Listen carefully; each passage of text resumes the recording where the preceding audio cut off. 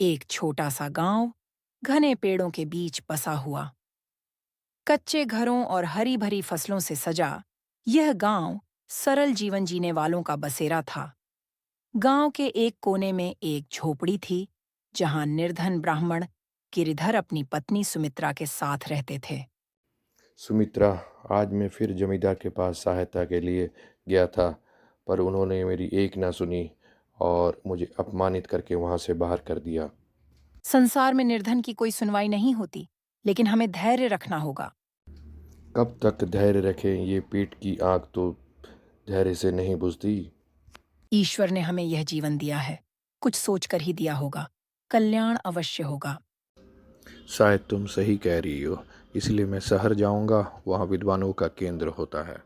हाँ, मैं तुम्हारे साथ हूँ। जब तक हम एक दूसरे का सहारा हैं, कोई भी कठिनाई हमें तोड़ नहीं सकती। गिरिधर अगले दिन शहर जाने का निश्चय करता है। गिरिधर और सुमित्रा पैदल चल रहे हैं। रास्ते में एक वृद्ध ब्राह्मण से भेंट होती है। पुत्र, कहाँ जा रहे हो इतनी सुबह? बाबा, गांव में निर्धनता ने घेर लिया है, इसीलिए सोच रहा हूँ शहर जाकर कोई उपाय खोजूं। रास्ता कठिन होगा पुत्र, लेकिन याद रखना, धैर्य और सत्यनिष्ठा तुम्हारी ढाल होगी। बाबा, आपकी कृपा बनी रहे। जाओ, सफल हो, पर याद रखना, भाग्य पर भी विश्वास रखना। शहर में चहल पहल है। गिरिधर और सुमित्रा नए वातावरण में असहज महसूस कर रहे हैं। यहाँ कितनी भीड़ है, गांव की शांति के वातावरण से बिल्कुल अलग। हमें सतर्क रहना होगा। किसी भले आदमी से सहायता मांगते हैं। हाँ, सही कह रही हो, किसी विद्वान ब्राह्मण से मिलना चाहिए। दोनों एक बड़े मंदिर की ओर बढ़ते हैं, जहां नगर के विद्वान एकत्र होते हैं। मंदिर में विद्वानों की सभा चल रही है। गिरिधर वहां पहुंचता है। प्रणाम आचार्यगण, मैं एक निर्धन ब्राह्मण हूँ और मैं ज्ञान का आदान प्रदान करना चाहता हूँ। हमारे साथ बैठने के लिए परीक्षा देनी होगी। क्या तुम तैयार हो? हाँ गुरुवर। गिरिधर परीक्षा में सफल होता है। तुम में गहरी विद्वत्ता है। हम तुम्हें आश्रम में रहने की अनुमति देते हैं। यह मेरा सौभाग्य है गुरुदेव। मंदिर का आश्रम, जहां गिरिधर को रहने की अनुमति मिल चुकी थी।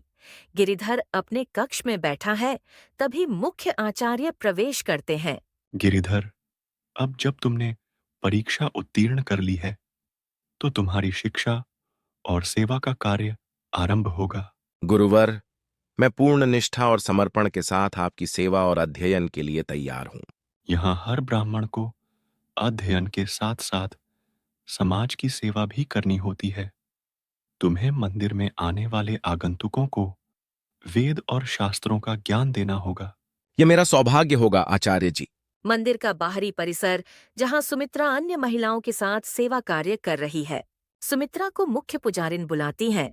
सुमित्रा, आश्रम में रहने के लिए तुम्हें भी एक कार्य करना होगा। क्या तुम तैयार हो? निसंदेह माता, सेवा से बढ़कर कुछ नहीं।